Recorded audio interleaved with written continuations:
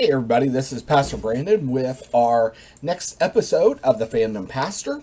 So if you've joined us before, welcome back. If this is your first time, glad you could join us. If you would, please give me a like, share, something like that, just to kind of let me know that you're all out there watching. It seems like it's been forever since I've recorded one of these. So we are currently in our cult film series. It's those movies that didn't do so well usually in theaters, still kind of obscure. They're usually pretty odd, but they have a very passionate fan base. Movies like this, they are ones that usually it's ones you either love or you hate. That's just the way it is.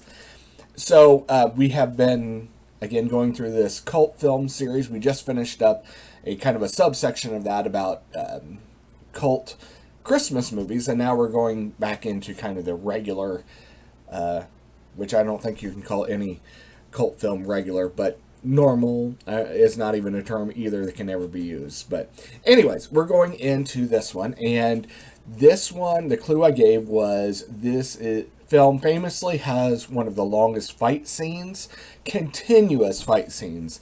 Because if we're going to look at fight scenes, we can look at Jackie Chan film and say the entire film was a fight scene. But this is a continuous fight scene, over 5 minutes long. And the movie is They Live. Now, I'll be honest, one of the reasons I watched this movie when I was a kid, when I wanted to see it, was because it had a particular actor in it. Roddy Piper.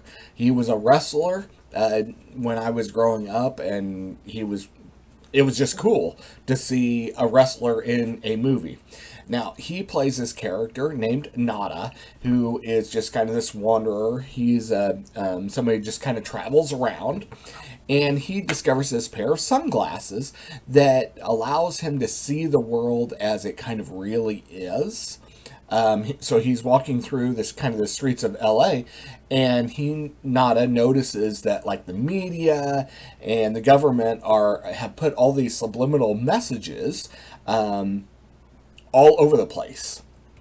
And the intent is kind of to keep the people kind of passive and subdued and submissive, and actually the social elite, the ones who are actually running everything, are these kind of skull-faced aliens who are trying to take over the world, and they're using these subliminal messages to kind of to do this.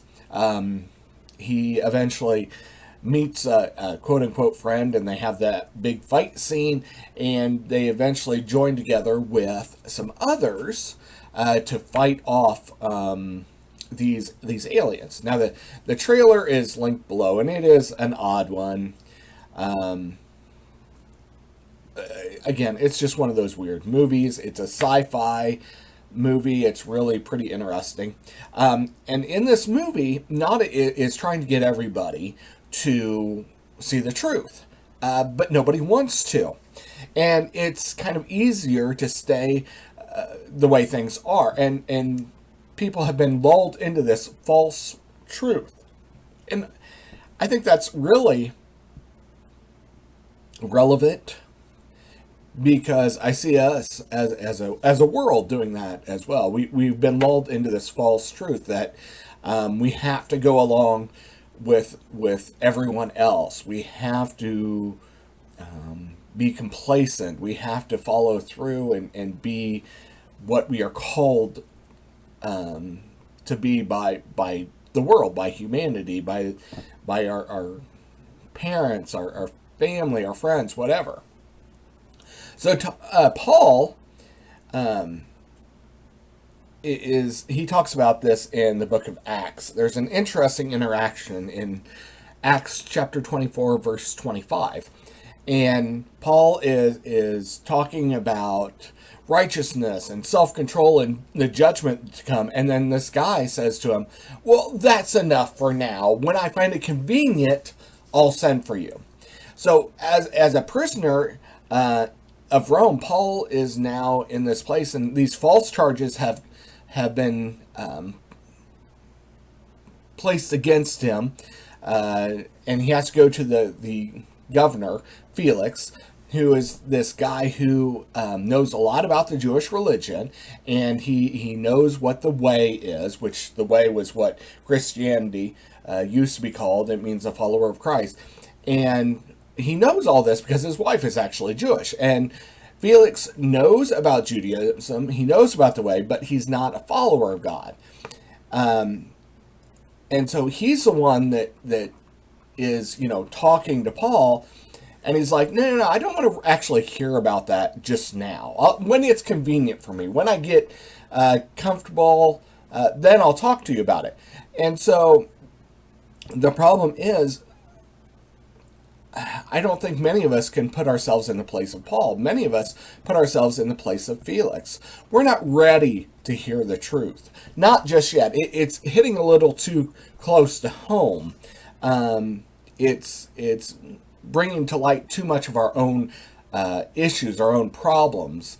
So it's more convenient to continue living as we want to and not to change.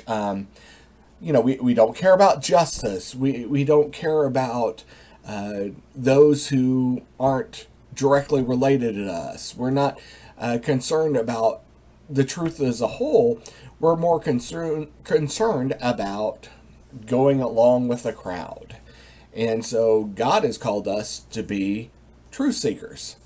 Just like Nada, we are, although not to get into a big fight, a physical altercation, but we are to let people hear the truth and share the truth, whether or not they want to hear it. Now, that doesn't mean that you condemn people. It doesn't mean that you slam on people. It doesn't mean that you are overly aggressive. But we need to share the truth, whether the world actually wants to hear it or not. So, how are you sharing the truth? That's what I have for this week. Our next episode will be still in our cult film series.